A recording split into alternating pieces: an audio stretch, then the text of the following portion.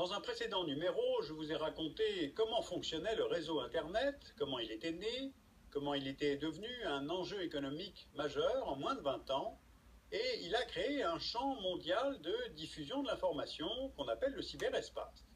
Et dans cet espace, on peut collecter et diffuser de l'information, mais on peut aussi produire, corrompre et détruire des données. Et de telles dérives permettent d'atteindre des objectifs politiques, économiques ou criminels, et c'est de cela dont je voudrais vous parler aujourd'hui. Premier exemple d'agression politique par Internet en Estonie. En avril 2007, la ville de Tallinn déplace la statue d'un soldat de l'armée rouge du centre de la ville vers un cimetière militaire. Pour les Estoniens, ce symbole de l'occupation soviétique était devenu indésirable au cœur de la capitale, et pour la minorité russe, la statue célébrait le triomphe de l'URSS sur l'Allemagne nazie. 24 heures après le déboulonnage de la statue, une première vague d'attaques cybernétiques cible les sites du Parlement et de plusieurs partis politiques estoniens. Divers forums de discussion sur Internet expliquent en russe et en détail comment inonder de requêtes les sites et les serveurs informatiques estoniens. Le trafic alors explose sur le réseau Internet de l'État balte. Les experts estoniens enregistrent des attaques conjointes de plus de 1 million d'ordinateurs. Le Parlement estonien doit fermer son service de messagerie électronique et certains serveurs, comme ceux de plusieurs banques estoniennes, deviennent inaccessibles. Alors à partir de cet exemple, on voit qu'il est possible de paralyser l'économie d'un pays en rendant inaccessibles les sites des banques, des bourses, ou en perturbant la distribution d'électricité ou de l'eau. Cette cyberattaque a été concentrée sur un pays, elle a été probablement élaborée par la Russie, mais rien ne désigne cet agresseur, et il n'y a d'ailleurs aucune revendication.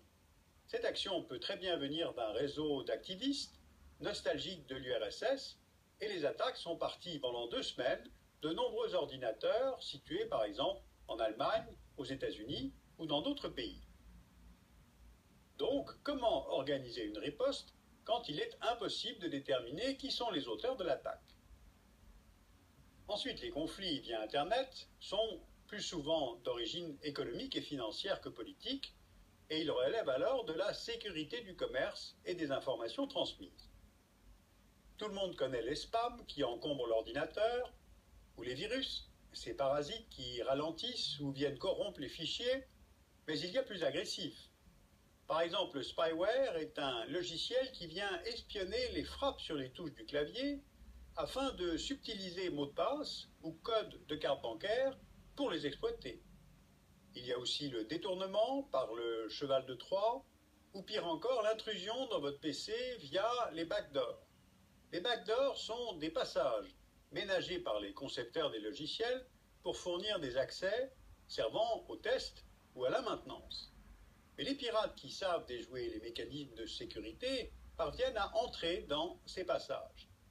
Notre ordinateur personnel cesse alors de l'être, et sans le savoir, on le partage avec quelqu'un d'autre, et il se met à héberger une autre intention, la plupart du temps criminelle.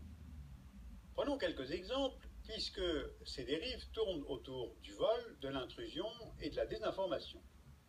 En 2004, la filière d'élevage du saumon en Europe a été déstabilisée par la publication d'une étude dont les conclusions ont été diffusées sur Internet et avant cela dans les revues scientifiques comme Science ou Nature.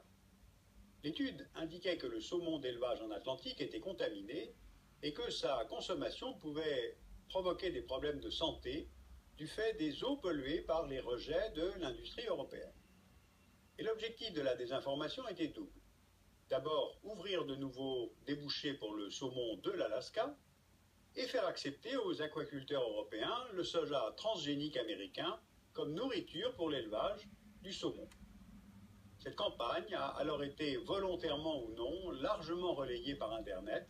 L'outil devient chambre d'écho, l'information étant alors insuffisamment vérifiée avant transmission ou publication.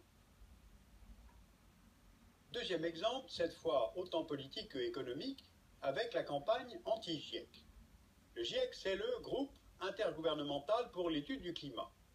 Ses travaux, depuis une vingtaine d'années, annoncent en l'expliquant le réchauffement du climat de la Terre.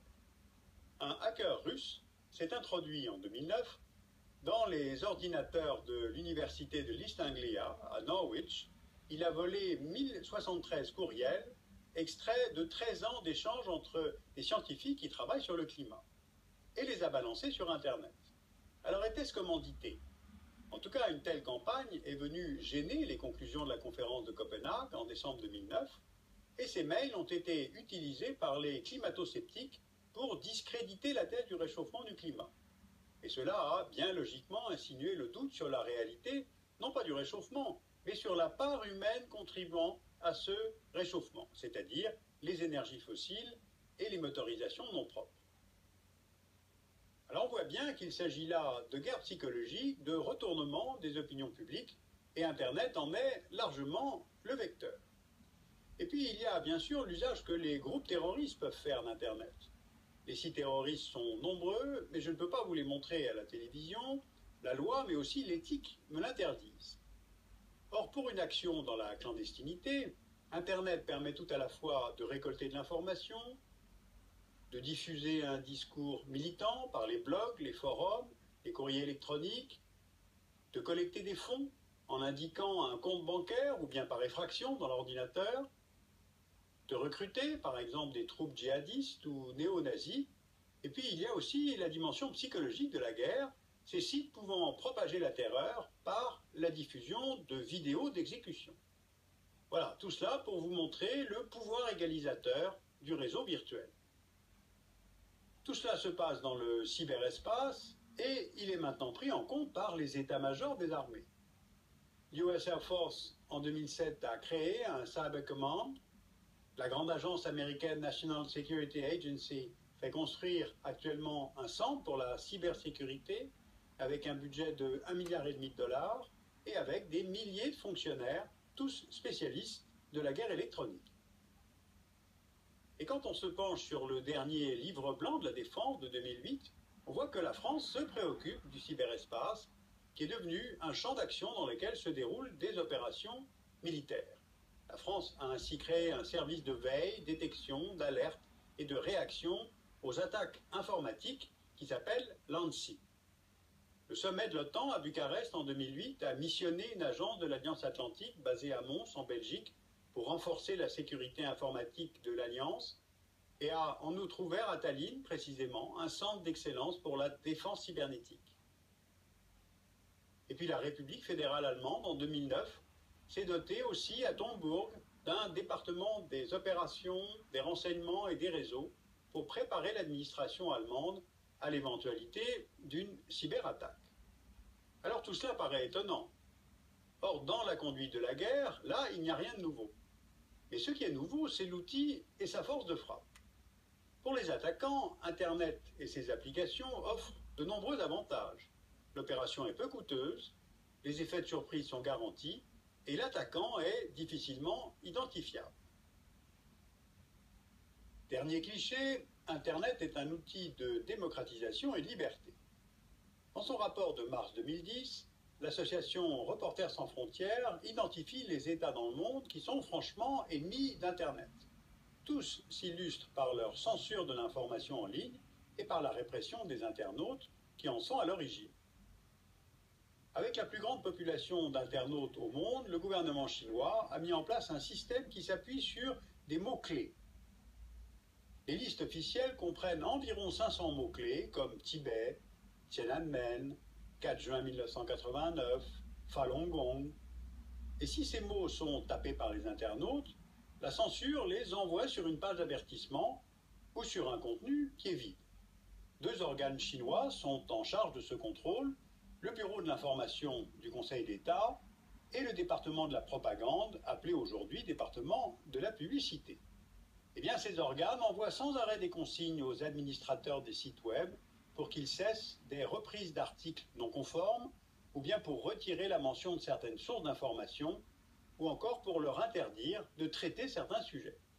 Et pour cela, environ 40 000 employés du Parti communiste chinois surveillent ces échanges sur le web. Alors que peut-on retenir de ces quelques exemples?